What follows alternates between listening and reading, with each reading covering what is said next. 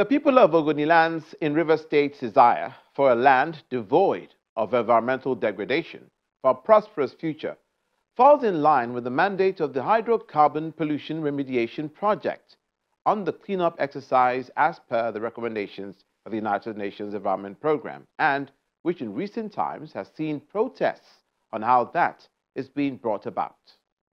That's our focus on Special Report. Recently, the hustle and bustle and official activities were almost interfered with by protesters at the head office of the Hydrocarbon Pollution Remediation Project, HYPREP, in Port Harcourt, the River State capital.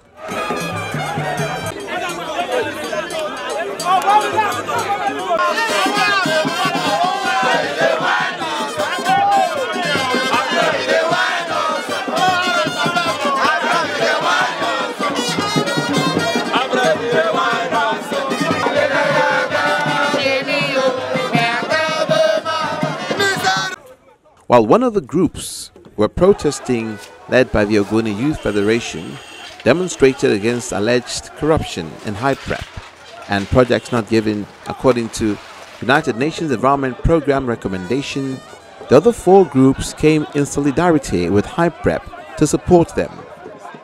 We have gotten credible intelligence, we have facts of monumental corruption going on in HYPREP under this current leadership, with which this cleanup is being implemented. I can tell you that this cleanup has become a conduit pipe for Nigerians and for some people. This cleanup has become a stinking house of corruption, and that is what we are against. When Professor Sabi Meniba came in, he ensured that he first look at the livelihood programs and other programs that have been going on. Right now, he has done his best to ensure that we meet up the articulated demand of the project, and that's what he's doing. It is not going to work automatically. It's not going to be automatic, but it must follow due process. What we want is that everybody must contribute and put in his own effort. We will not going to accept any other person coming here to protest again, and that's why we are here in our numbers. He wrote a letter to the Minister of Environment some days ago to take approval that this is in charge of Ex Artisanal in Ogoni Axis, that they should give him some organization program for him to run, quoted some millions. Any group, a body, let's go back to our village and come together as one body and stand, not different body. This one comes from here, this one is here, this one is here. The confusion is too much in Ogoni. Police. The activities of HYPREP were almost significantly disrupted by the protesters at the head office of the Hydrocarbon Pollution Remediation Project.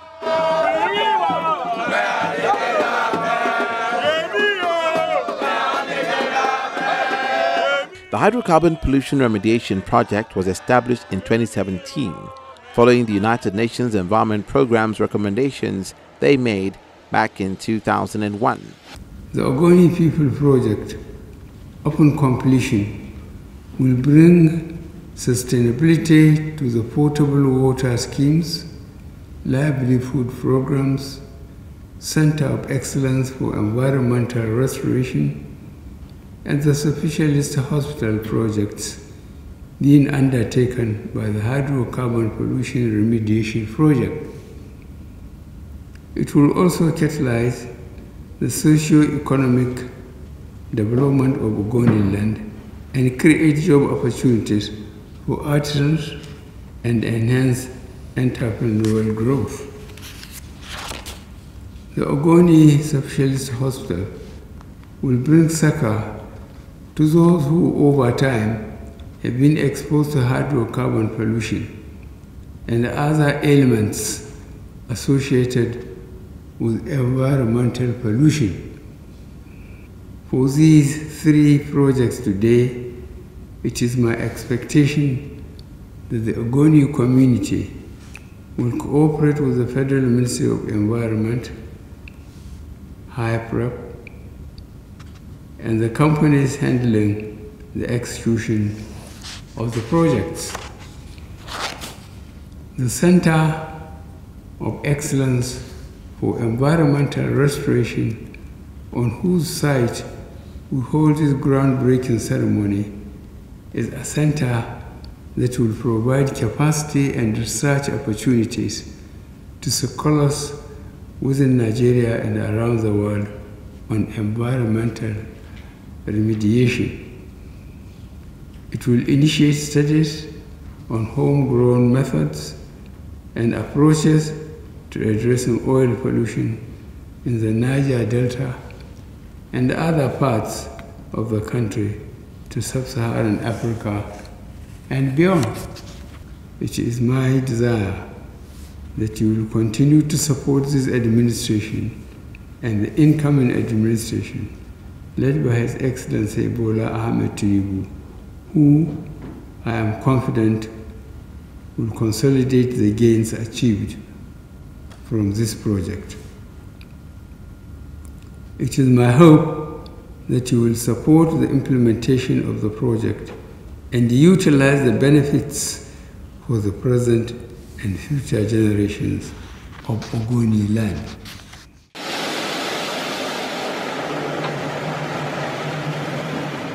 One of the first assignments of HYPREP is the Ogoni cleanup exercise after years of pollution by international oil companies that has affected the land. In 2017, the government of Nigeria launched the HYPREP, the Hydrocarbon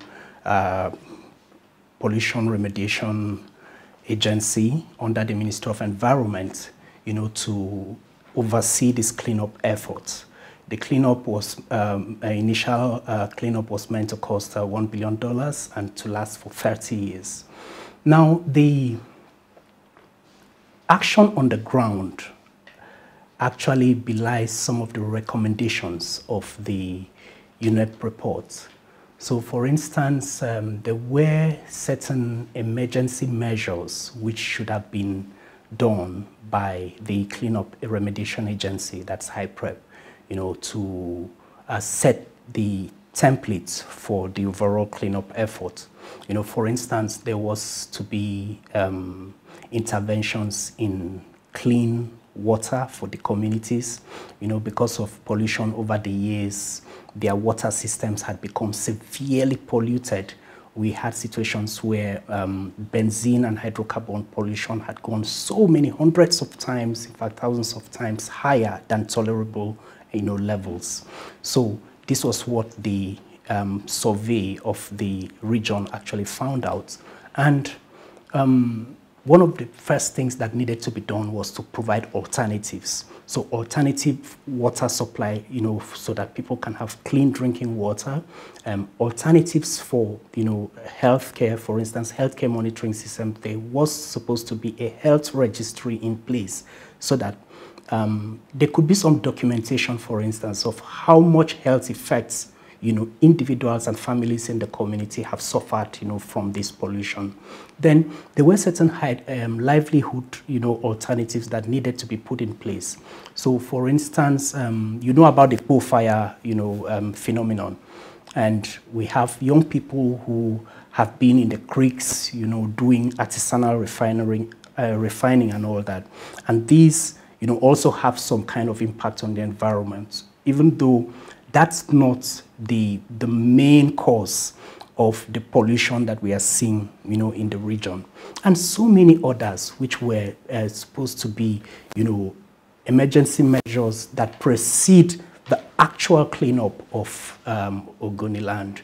But what we have seen is that all these things, apart from the recent, water intervention by the federal government, before now, so many years had passed and the communities have been, languishing, in the same level of despair, if not worse, because when people have expectations and those expectations are not met, it becomes, a double tragedy. There had been myriad complaints of a slow pace of work on the cleanup exercise in the past.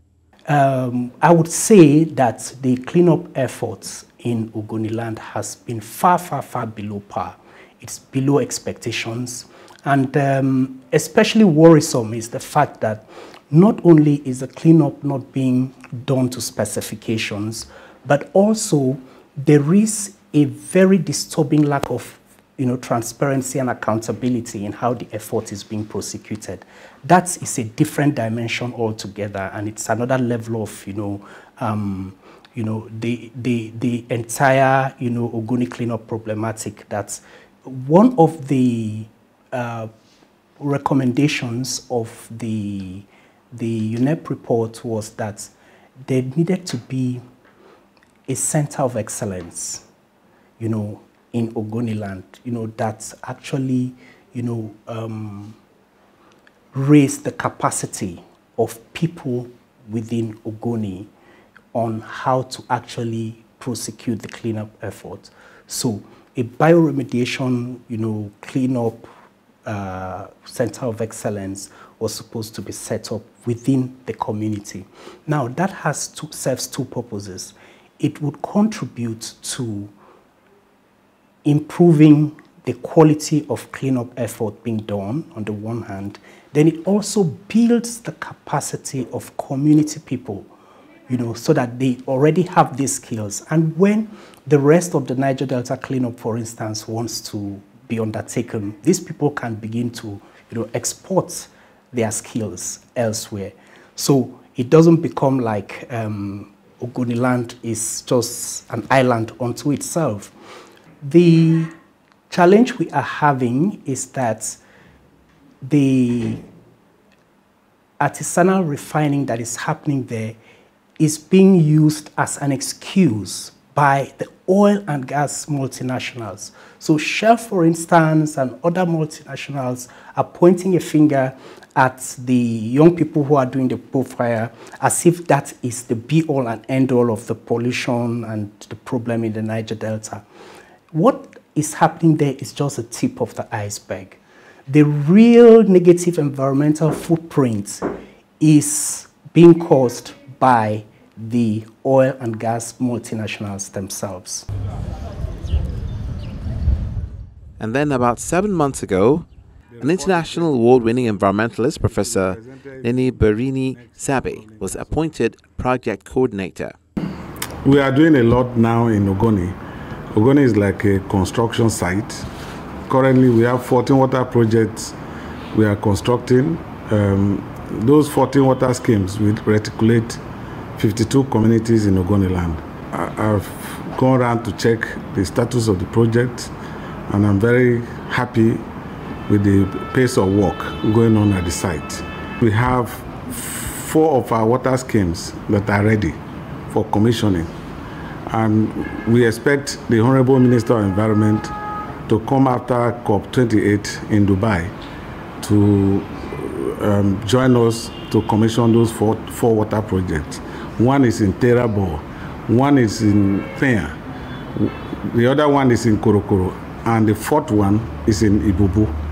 So the contractors asked for variation, and the HYPREP Governing Council set up a technical committee to review their claims. The report is ready, and it will be presented in the next Governing Council meeting that will take place on the 12th of December.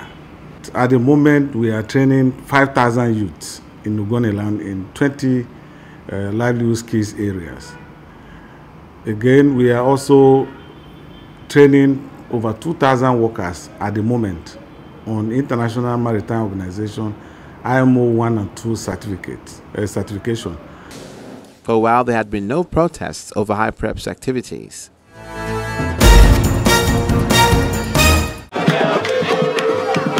But on Tuesday, the 22nd of November 2023, different youth groups arrived at the premises of the HYPREP, hindering official activities for over 2 hours.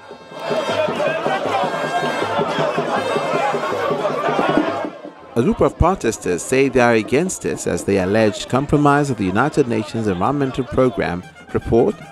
After the allegations, it became quite compulsory for a fact-finding mission for some of over 100 remediation and restoration projects and portable water sites handed over to contractors over 4 months ago.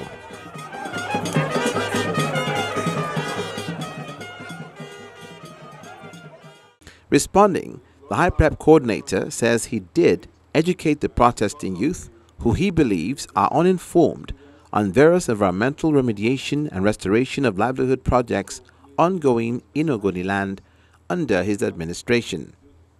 Work is going on at that center as we speak. The contractor has also assured me that that project will be delivered before the deadline of the contract. When is the deadline of the contract? So that project is supposed to last for 2 years. The project is supposed to last for 2 years, and so we should expect that about this time in 2025 it should be operational because it's a turnkey facility. So they are not just building; they will build and equip, and will start operation. Of course, we have written to the River State government for us to have a conversation with the government about the sustainability of some of these projects.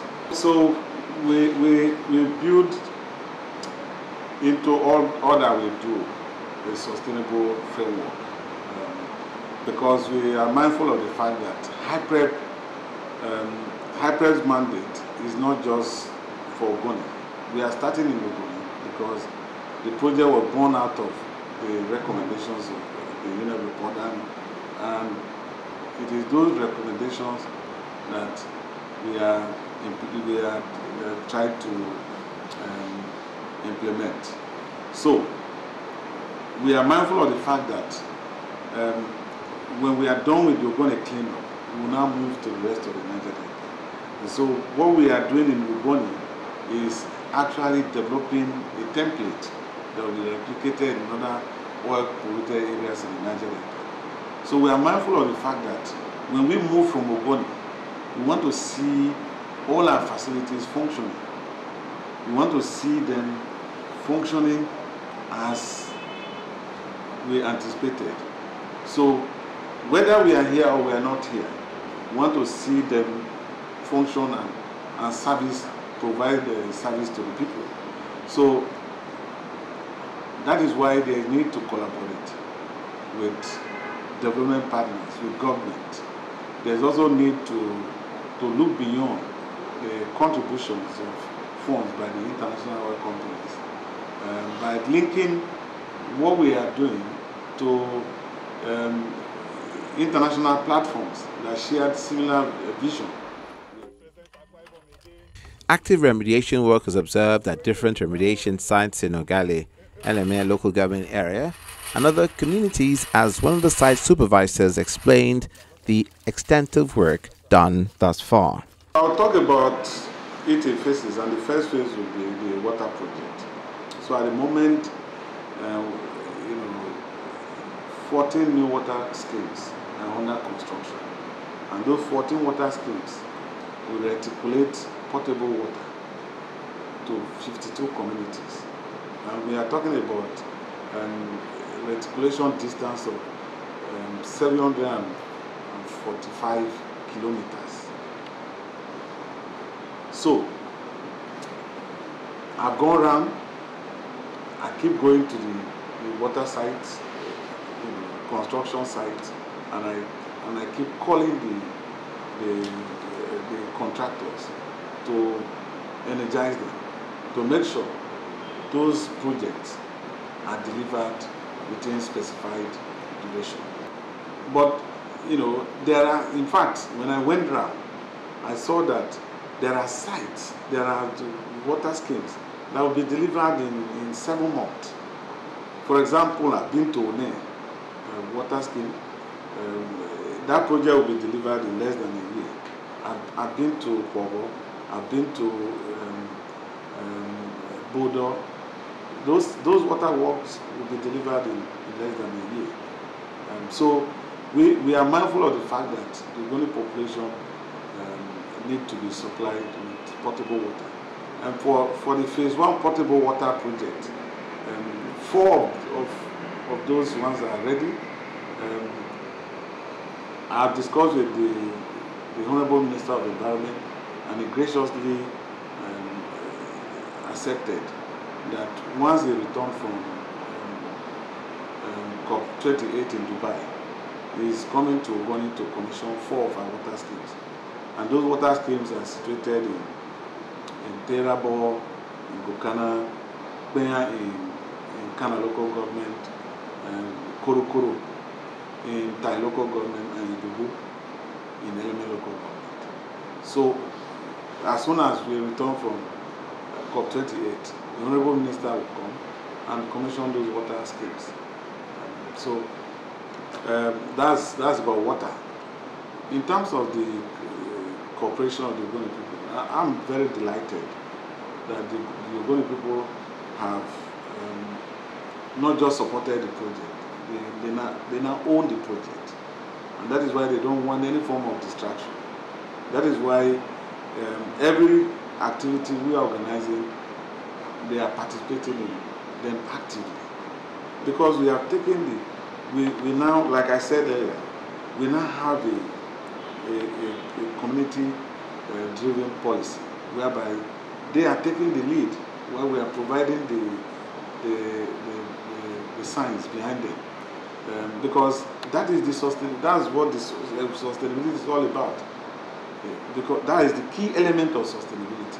The fact that the people are now in the driver's seat, the fact that the people are now planning with us, that they are contributing their expectations, or outcome expectations to us, and then we integrate them into the conceptualization of our project and in the monitoring framework, then the project will be sustainable. Training livelihood centers were visited. They completed an ongoing potable water project sites, the Center of Excellence for Environmental Restoration, and work is in progress in almost all the sites. We don't have a place to fetch water, but now I'm happy that we now get a water to fetch anytime we want. It is the responsibility of the BOT, of the Ogoni Trust Fund, to actually find out if we are spending the money they are giving to the project coordination office prudently, and to also see if we have built in sustainability framework into all our activities. Many projects are going on concurrently. Apart from this water project that we've also seen, we've awarded 14 new water projects that will reticulate water to 52 communities in Ogoni land. We have also awarded 34 shoreline cleanup that will clean oil-contaminated shorelines of Ogoni land. We've awarded 9 projects that will pilot mangrove planting in Bomu. And as far as the impression of members of the communities, the youth, they made their minds known on the ongoing cleanup exercise. We apologize for the HYPREP CP for what happened today. We are very sorry. It will not repeat itself again. Ogoni youth can no longer kill themselves because of some greedy youths among us. So that is that. It's expected that the fundamentals of the Ogoni cleanup exercise remains the same under the government regulations and procedures of relevant agencies for the wishes of the Ogoni people, for themselves and coming generations, of a restored Ogoni environment, no matter how difficult it may be or for how long before it's achieved, to be the measure of their agitation for prosperity. For Special Report, I'm Olumide Mako.